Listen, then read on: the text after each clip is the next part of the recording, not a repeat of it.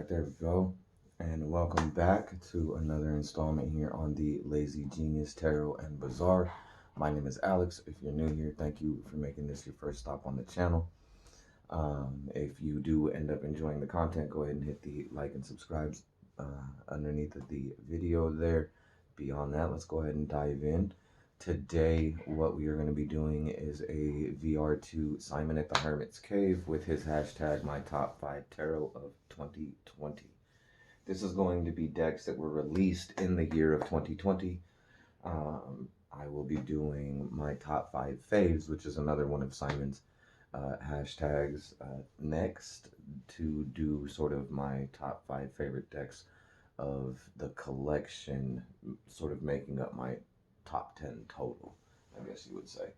So let's go ahead and just dive right in. First of my top 5 tarot decks of 2020 that were released in 2020.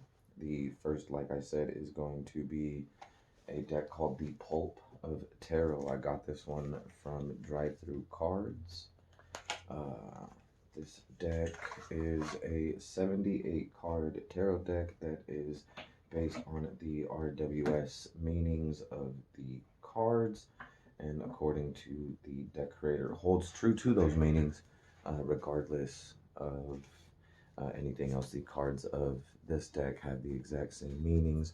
There's a title card that sort of runs through the concept of the deck, and then here is some of the other cards here.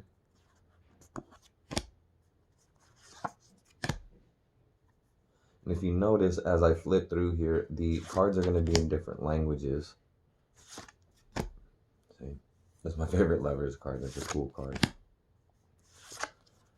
The guy's a comic book artist, and he basically has taken different pieces of tarot. Sorry, that's my prompts for the tags.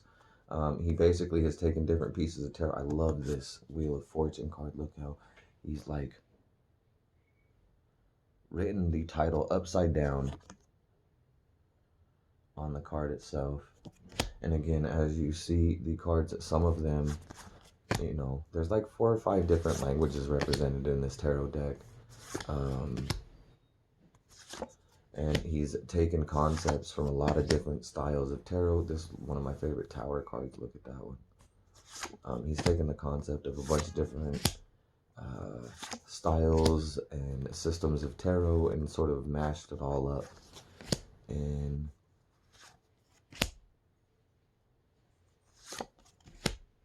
one big ol'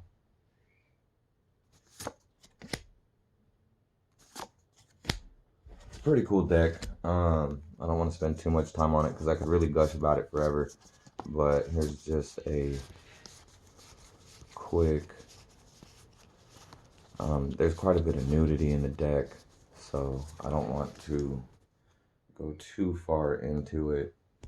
I am going to do a full-on walkthrough because there is multiple other things about this deck. It's not just the base deck. So the base deck is existing in itself. There is a additional major arcana card, the Kraken.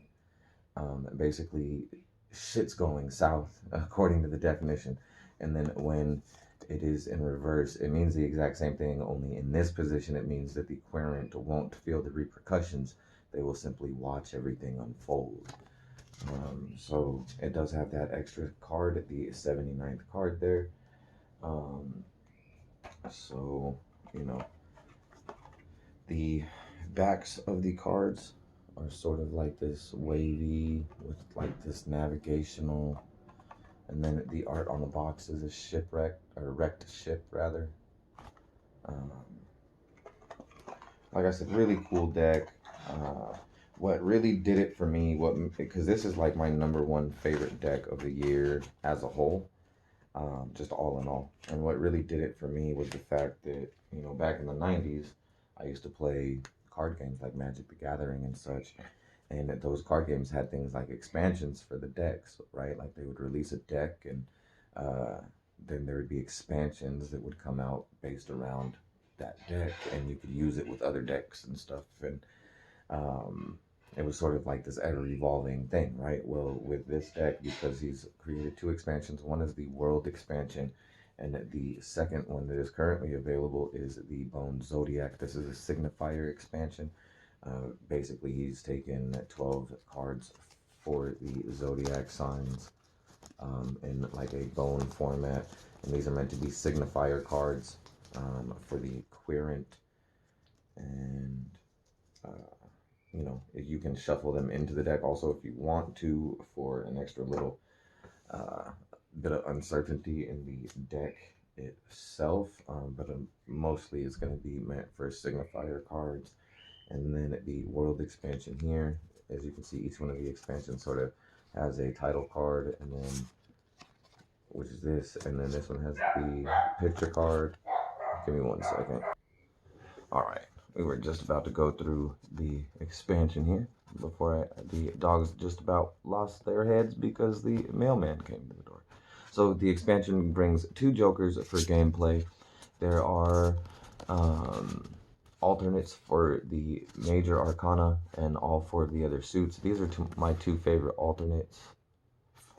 And then you've got alts for the suits there, and then available on Make playing cards is an individual card that you can purchase, which is the Ace of Eggs, which is a secret suit for the deck. So there is a 5th suit for the deck.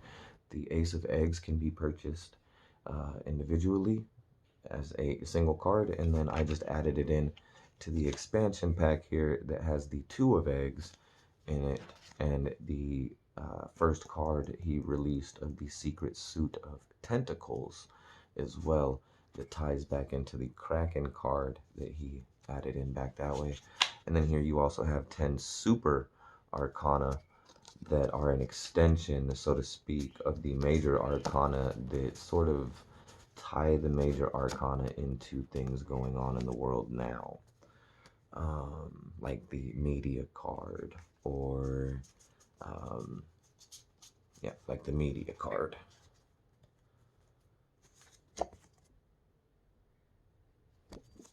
Or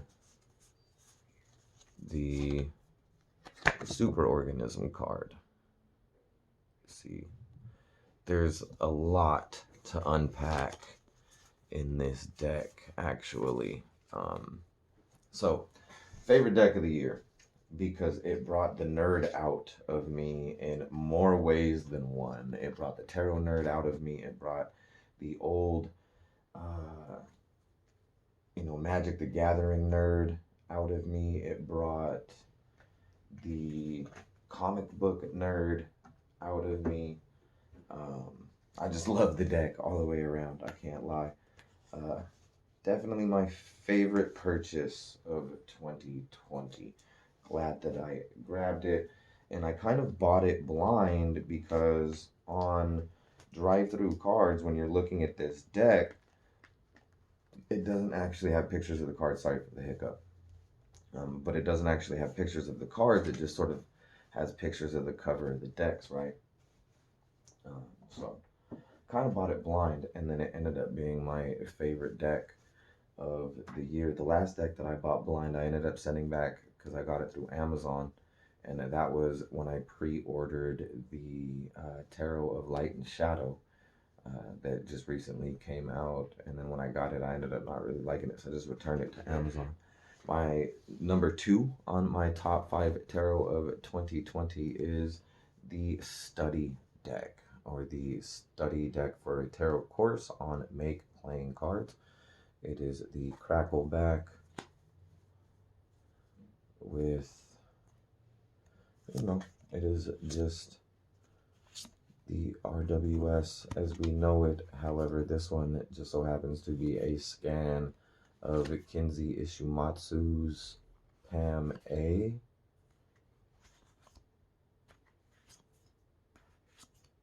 I believe that's how you pronounce his name. And it was uploaded to Make Playing Cards by Parks and Quack.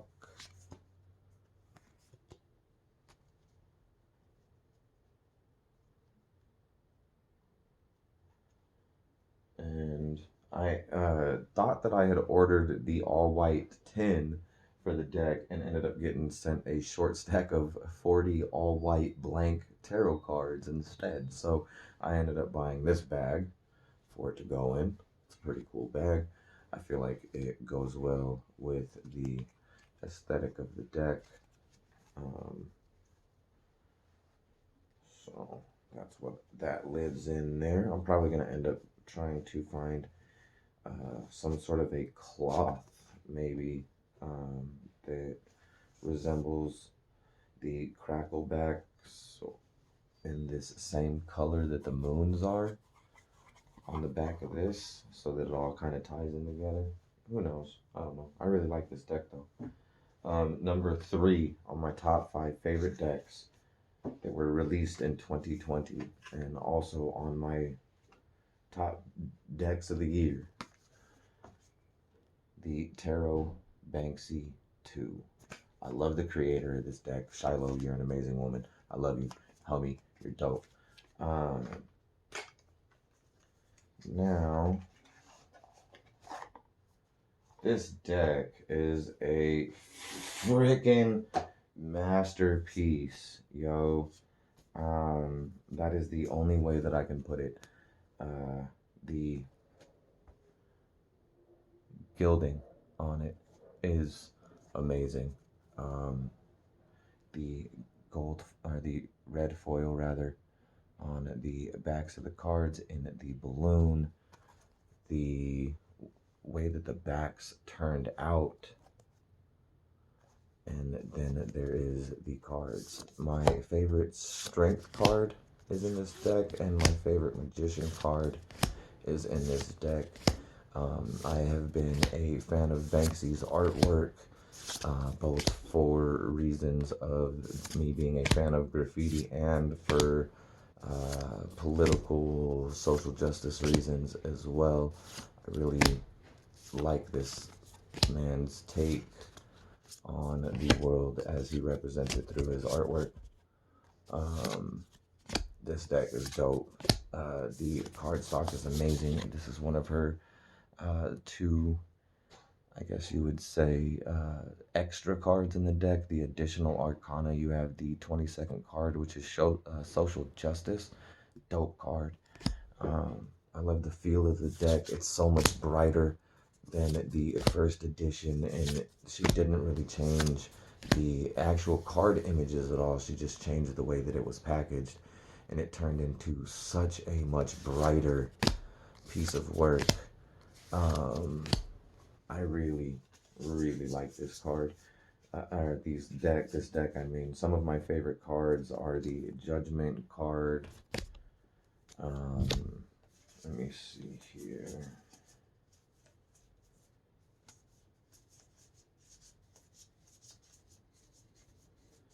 I'm looking for some specific cards here. This is the 10 of Cups, the Chariot, the World card. My favorite strength card in any tarot deck. Such a dope card. In the window there, it says, run for your lives. And there's the lion sitting under it. In the mirror, it said, run for your lives. It's such a dope card. I love that card. And then, here it is. My favorite magician card. Tourist information.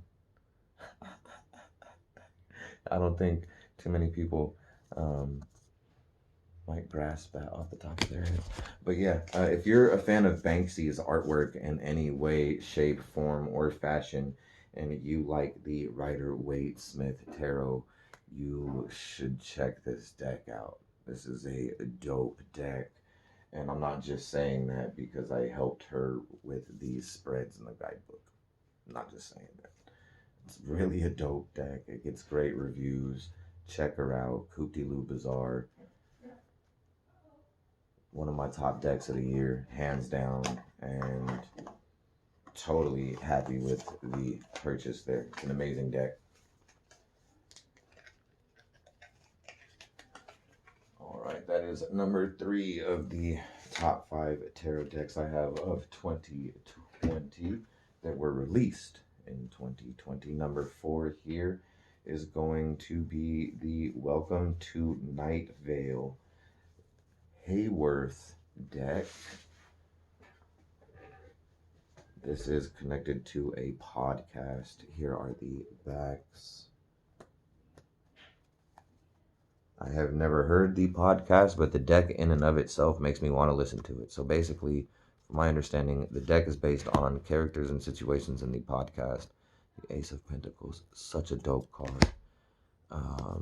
The artwork in this is modern, but it is, although the colors in the deck are almost vibrant and bright, the deck itself almost has this very dark energy to it. Like the death card here, which is blank and just white. I love that. So while there is, you know, a lot of bright and vibrant color in the deck, it almost comes across in this sort of dark fashion. This might be my favorite Hermit card, to be honest. I really like this card. But it is just, it's a well-drawn deck. Doesn't really, like, there's definitely cards here where you've got an RWS inspiration, and then that's the Hanged Man. You know, you have some cards like that one that are sort of dark. This Six of Swords here, while it's RWS based, you see sort of floating over the desert rather than actually in the water.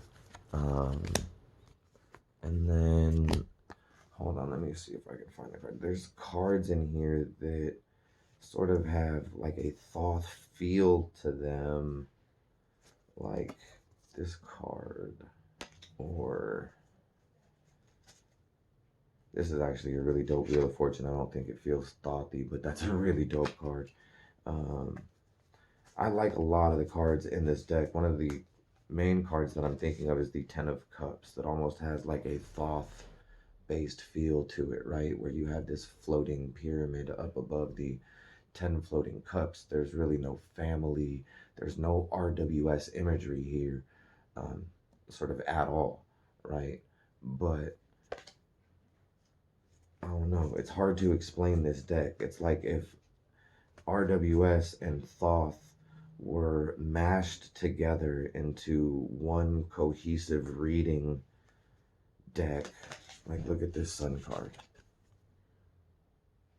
It's like if you mashed up both of those systems into one cohesive deck, and you did so with, you know, a person that was insanely talented with their artwork. This is the deck that you would come up with, but the artist is a little on the dark side, but you wouldn't tell it by the color, right? So the colors are bright, vibrant, but the deck itself has sort of a darker energy to it. So I really like this deck. I'm excited to work with it. I did recently get it, so it is sort of lower on the list of decks that I need to get to. It's got a few decks in front of it. So I'm excited to work with it when I finally get around to that one. And then number 5 on my favorite decks of 2020 is going to be Pablo Robleto's Nicholas Rolly Shawn, I think is how that's pronounced. This is a deck that was just released this year. There's that, and this is a numbered deck, 25 of 50. See, put the number 25 on the paper there. And then the deck itself has the title card that is hand signed and numbered. I won this deck from Justin at Justin Michael Tarot. He did a drawing from a post on Facebook, and then gave everybody like a card that was associated to their ticket, so to speak, any drawing, and he pulled it out of a tarot deck. As he was shuffling, my card sort of shot out of the deck, and I won this guy. Now this is a type 1. The first 4 markers are going to be back to back here. You've got the Emperor, you've got the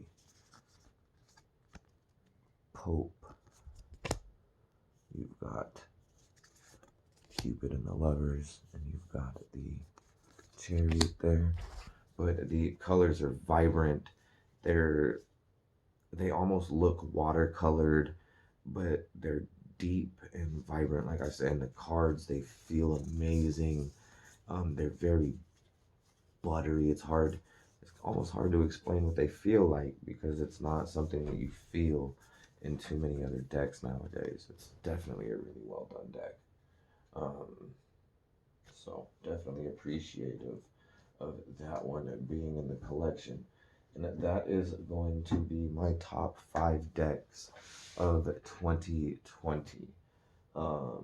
Next, I will be filming. Like I said, I might not drop them back to back. But the next video that I'm going to film today is the other top 5 VR, which is my top 5 faves, just in general of the collection, because I've already got them set up right there. So I'm just going to go and knock that one out too. But yeah, that about does it for this one. I do want to say thank you for coming back and spending some time with me. And again, if this is your first time, thank you for stopping in. Hopefully you enjoyed the content. If so, again, hit the subscribe and the like button down there at the bottom. And hopefully I will see you guys on the next one. All right.